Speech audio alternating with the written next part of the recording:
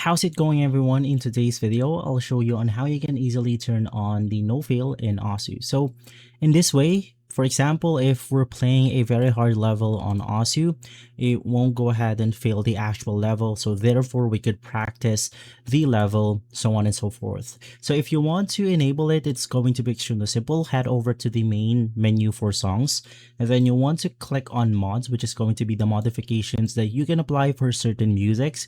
And in here, you have the difficulty reduction. There's going to be no fail option. So you can fail no matter what. So after selecting this, it will lower down the score for this specific level.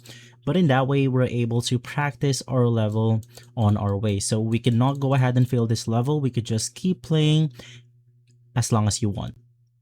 And so guys, if this video has been helpful, leave a like, subscribe, and follow us for more videos like this. Thanks for watching.